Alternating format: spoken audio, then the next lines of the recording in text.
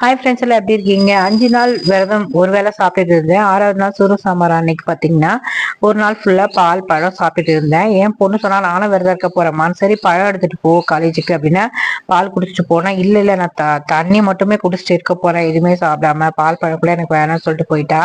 நான் எவ்வளவு சொல்லியும் கேட்கல. சரி ஓகே போயிட்டு வா அப்படின்னு தண்ணி ஃபுல்லா வாட்டர் பாட்டில் எனக்கு லஞ்ச் பிரேக்ஃபாஸ்ட் அவளுக்கு கொடுக்குற வேலை மிச்சமாச்சு. நானும் அன்னைக்கு விட்டுட்டேன். அது வீட்டில் இருக்கும்போது சமைச்சிட்டு ஈவினிங் கோயிலுக்கு வந்ததும் அது வரைக்கும் நல்லா தான் இருந்தா. ஈவினிங் கோயிலுக்கு நாங்கள் 2 பேரும் கிளம்பி போய் 108 சுற்றிட்டு சுற்றி முடிச்சுட்டு உக்காந்துட்டா கொஞ்சம். அதுக்கப்புறம் நான் எங்கள் ஓரவத்தியை கூட்டு போய் வீட்டில் விட்டு வந்தேன், அவங்கள கோயிலுக்கு கூட்டு போயிருந்தேன். அதுக்கப்புறம் வந்து இவளை கூட்டிட்டு வந்தேன். பார்த்தா மேடம் அது வரைக்கும் நல்லா தான் இருந்தாங்க. போயிட்டு வந்ததும் வீட்டில் உட்காந்து அப்படியே வந்து படுத்துட்டாங்க.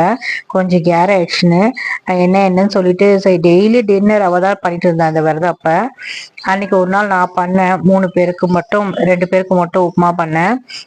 எங்கள் வீட்டுக்காருக்கும் மாமனாருக்கும். இது வந்து மறுநாள் காலையில் பார்த்தீங்கன்னா சீக்கிரமாக நான் எழுந்திரிச்சிட்டேன். காலையில் எழுந்திரிச்சு வேலை செய்ய ஆரம்பிச்சிட்டேன். ஏன்னா என் பொண்ணுக்கு அன்னைக்கு காலேஜ் இருக்கிறதுனால லஞ்ச் கொடுக்கணுமேன்றதுனால காலையில எழுந்திரிச்சு ஒரு 5 மணிக்கெலாம் எழுந்திரிச்சு வடை பாயசம் எல்லாம் செய்ய ஆரம்பிச்சிட்டேன். சாதம் சாம்பார், நெய் விளக்கேற்றதுக்கு நெய் கொஞ்சம் இல்லை. அப்போ தான் வெண்ணெய் எடுத்து வச்சுருந்தேன் ஆல்ரெடி. ஸோ அப்போ தான் நெய்யெல்லாம் வேற காய்ச்சினேன்.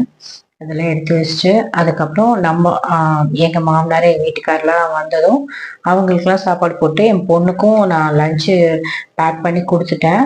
சரி நம்ம எப்படியும் படைச்சி தான் சாப்பிட போகிறோம், கோயிலுக்கு போயிட்டு கல்யாணம்லாம் பார்த்துட்டு வந்து சாப்பிட்லாம், இவங்க முன்னாடியே சாப்பிட்டோன்னு சொல்லிட்டு நான் படைச்செல்லாம் வச்சுட்டு கோயிலுக்கு ரெடியாகி கிளம்பிட்டேன்.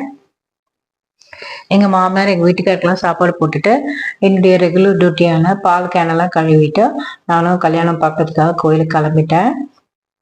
எங்கள் ஊர் கோயிலில் பார்த்தீங்கன்னா ஒரு 12 மணிக்கு மேலே தான் முருகருக்கு கல்யாணம் நடத்துனாங்க. நானும் ரொம்ப சந்தோஷமாக வீட்டில் இருக்க வேலைலாம் முடிச்சுட்டு கிளம்பிட்டேன் கோயிலுக்கு. அங்கே போனீங்கன்னா ரொம்பவே சிறப்பாக கல்யாணம் நடந்துச்சு. கோவிலில் பார்த்தீங்கன்னா விரதம் இருந்தவங்களுக்குலாம் காப்பு கயிறுலாம் அவங்களே கழட்டி விட்டுட்டாங்க. அதுக்கப்புறம் பார்த்தீங்கன்னா கல்யாணம் முடிஞ்சதும் நானும் 2 வீலர் தான் எடுத்துகிட்டு போயிருந்தேன். வண்டி எடுத்துகிட்டு கிளம்புறதுக்காக கீழே வந்த உடனே பார்த்தா என்னுடைய வண்டி பேக் சீட்டில் பார்த்தீங்கன்னா யாரோ செல்ஃபோன் விட்டு போயிருந்தாங்க. அதுக்கப்புறம் நான் என்ன பண்ணுறது, கொஞ்ச நேரம் வெயிட் பண்ணி பக்கத்தில் கூட கேட்டேன், யாரும் இல்லைன்னு சொல்லணும். திருப்பி மேலே போய் மேலே இருக்கிற அந்த அண்ணா கிட்ட, ஒரு தெரிஞ்ச அண்ணா கிட்ட, பூசாரி கிட்ட கொடுத்துட்டு போகலாம் அப்படின்னு நினச்சேன். அதுக்குள்ளே ஒரு கால் வந்துச்சு. அந்த பொண்ணே கால் பண்ணாங்க. செல்ஃபோன் விட்டுட்டு போன பொண்ணு வேற ஒரு நம்பர்லேருந்து கால் பண்ணாங்க எனக்கு. நானும் அவங்ககிட்ட விசாரிச்சு கோயில் வாசலில் தாம்மா கீழே நிற்கிறேன் வாங்கன்னு சொல்லி அவங்க கிட்ட பார்த்து கேட்டு இந்த ஃபோனை கொடுத்துட்டு வீட்டுக்கு வந்துட்டேன். 2:30 மணி ஆயிடுச்சு வீட்டுக்கு வந்தபோது.